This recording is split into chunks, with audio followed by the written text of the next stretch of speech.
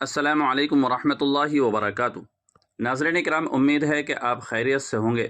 معزز ناظرین کرام، ایک ویڈیو واٹس ایپ پر کافی وائرل ہو رہی ہے جس میں گجرات کے مشہور عالم دین حضرت مولانا صلاح الدین صاحب سیفی دامت برکاتہم بتا رہے ہیں کہ مطاف وغیرہ میں اگر وضو ٹوٹ جائے تو وضو بنانے کے لیے باہر آنا پڑتا ہے، جو کافی فاصلے پر ہے، اور پھر باہر آنے کے بعد اندر واپس جانا بھی ایک مشکل مرحلہ ہوتا ہے۔ لہذا اگر کسی کا وضو ٹوٹ جائے تو وہیں بیٹھ کر فوارے والی بوتل سے اس طرح وضو کر لے کہ صرف اعضائے وضو کو اس طرح گیلا کر لے کہ اس سے ایک دو قطرات ٹپک جائیں۔ پھر انہوں نے وضو کر کے بھی بتایا، چونکہ یہ مسئلہ عوام میں رائج نہیں ہے، جس کی وجہ سے لوگوں میں کافی تشویش پائی جا رہی ہے۔ یکے بعد دیگر سوالات آ رہے ہیں، اسی طرح اس کے رد میں بھی تحریریں آ رہی ہیں اور موافقت میں بھی تحریریں آ رہی ہیں۔ تو کیا اس طرح وضو کرنے سے وضو ہو جائے گا؟ علماء کرام اور مفتیان عظام کا اس سلسلے میں فتویٰ کیا ہے؟ چنانچہ میں آپ کی خدمت میں دو مختصر فتوے پیش کروں گا۔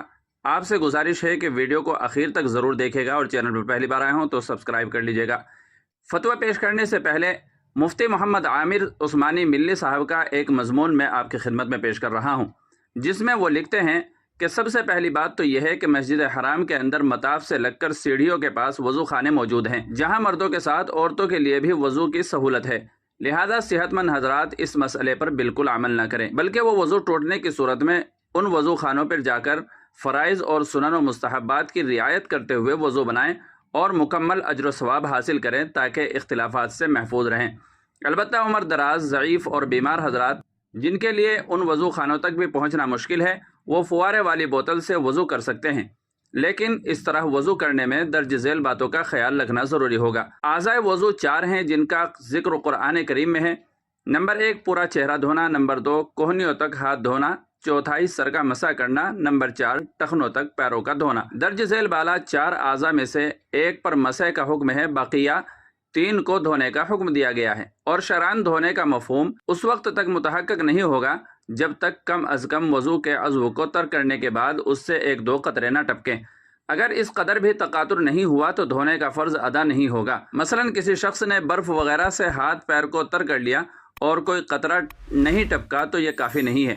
اسی طرح داڑھی سے متعلق حکم یہ ہے کہ جو بال چہرے کی حدود میں ہوں اور داڑھی اس قدر گھنی ہو کہ اس کے نیچے کی کھال نظر نہ آئے تو وضو میں اس پوشیدہ اور چھپی ہوئی کھال کا دھونا فرض نہیں ہے، لیکن چہرے کی حدود میں جو بال ہوں یعنی ٹھوڑی کے نیچے تک، انہیں دھونا ضروری ہے۔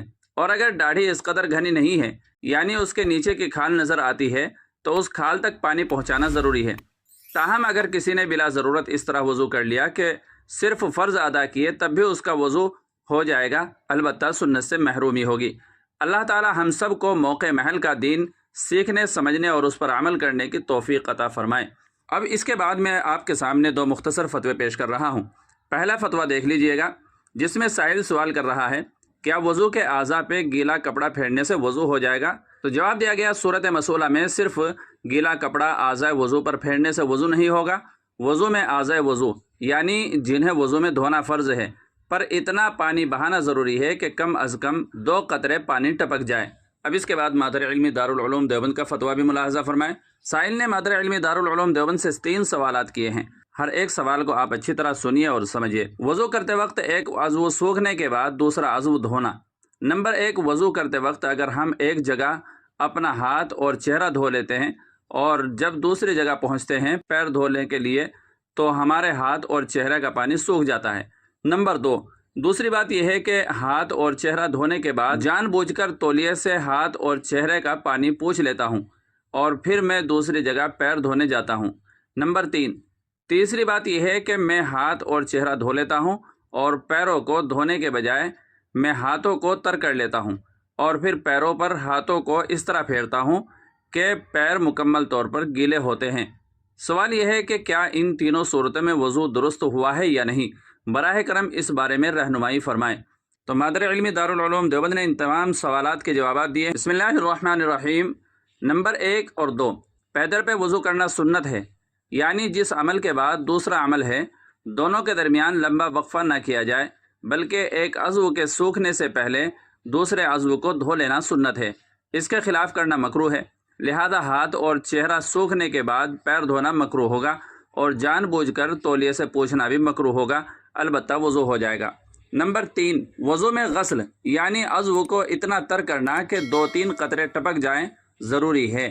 محض ہاتھوں کو تر کر کے پیر پر پھیر لینا کافی نہیں ہے، اس طرح وضو صحیح نہیں ہوگا۔ واللہ تعالی علم۔ دارالفتاء دارالعلوم دیوبند۔